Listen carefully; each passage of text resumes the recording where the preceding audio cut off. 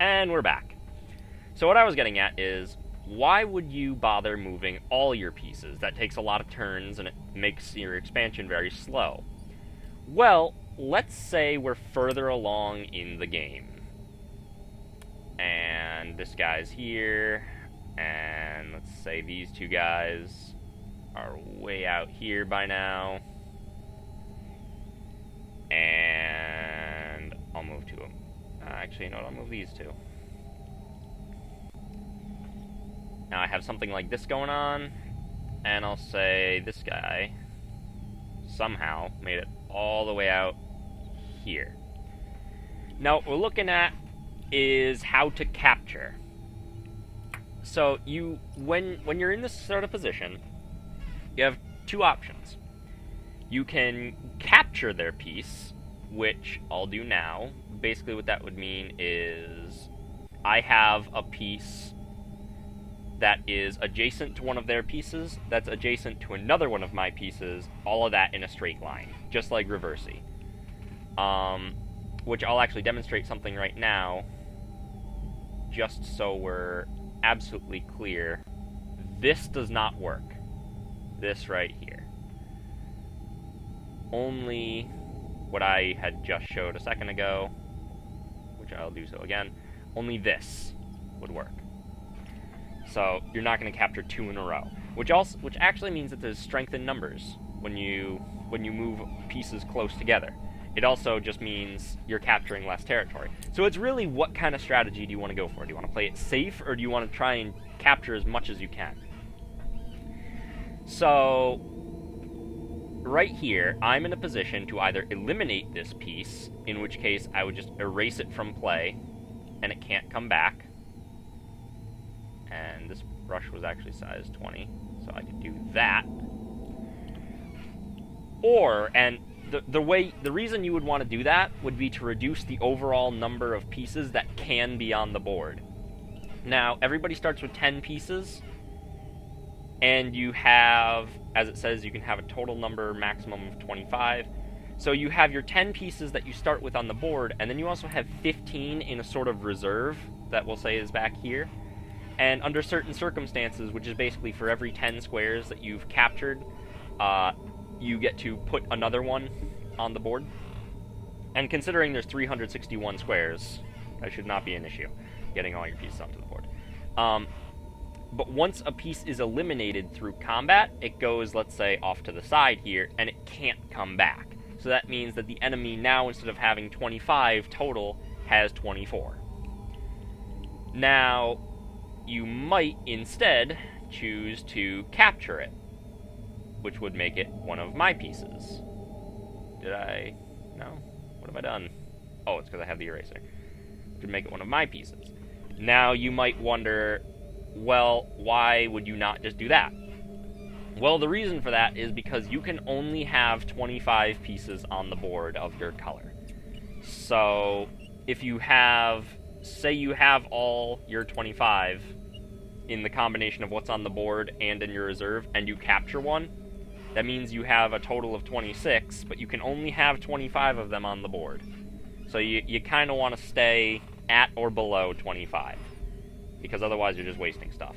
And it also means that they can capture that piece back, and that's not good for you. So, but say you've had a butt ton of pieces eliminated, say you're down to 15 total and you have all of those on the board right now, you might want to start capturing pieces. That might be a sound strategy for you. So again, it really all depends on what kind of strategy you want to go for. Now, I mentioned in the document, which is in Firefox, so for every 10 squares of territory captured, a player may introduce a new piece up to a total maximum of 25. So in this scenario that we're looking at here, go back to my size 2 brush and my bright red. So this person has... whoa. What am I doing? 1, 2... They have that, because again, you can't go straight through like that. They have... Well, actually... It would be more like they have that as well. And again, you could say they have this, but I think that's dumb. So I'm not going to count that. And I have considerably less on my side. You could say that. And if I'm actually going to say that, then I guess I'll say that as well. And at that rate, I have this. And again, I'm not drawing it from the corners as I should be, but this is, again, just for simplicity's sake, for the sake of brevity. So, I'll do this with mine. I'll count them up, because that'd be a lot easier. I have 1, 2, 3, 4, 5, 6, 7, 8, 9, 10, 11, 12, 13, 14, 15, 16, 17, 18, 19, 20, 21, 22, 23, 24, 25, 26, 27, 28. Now, you do not count the pieces, the squares that you have a piece on. You don't count those in the factoring. So, how many did I just say? Oh god, I don't even know. We'll call it 21. So, call it 21, and then we'll just say, again, for brevity's sake, this is an extra 9. So that means I have 30 squares that I've captured. And let me go back to my size. 20 brush. That means that I can introduce 3 new pieces. Now I have to introduce them here at the bottom. So I will do 1, 2, and I'll put this one. See, really anywhere I put it up in this region will reduce the amount of territory I have. Which, by the way, I wanna make this absolutely clear. If, say, you capture 30 squares, like I just said I did, and that allows you to introduce 3 new pieces, say you fall below 30 squares captured, you don't lose those pieces. The only way you can lose a piece is if it's captured or eliminated. So I'll put that piece there, and I'll actually go up to a size 425 eraser in layer 3, so we can just get rid of all these red lines. Well, actually, before I do that, I would like to say something that I should have noticed, that I didn't. I could have given myself this, which really would only give me, like, 3 or 4 squares. And I could have also, again, done that, but I think that's dumb.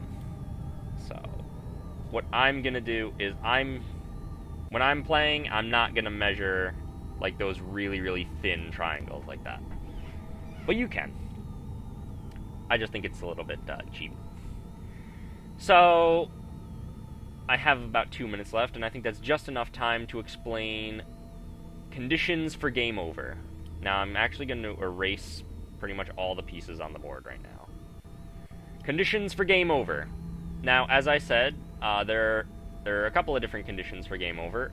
One being that an enemy player has 1 or 0 pieces on the board, which means that they can't capture anything, because you can't capture. Not only can you not capture territory, but you can't capture pieces with 1 piece. So they're dead. They're dead in the water at that point. Or if, and let me just be absolutely sure, the game is over when one player is left with 1 or 0 pieces, unable to capture, or unable to move any of their pieces. So let's say they actually have 5 pieces. Let's say the black is winning. So they have 5 pieces. 3 here, and 2 there. Let's say that. Now, well, actually, let's not put that last one in that pattern, because that would mean a capture and whatnot.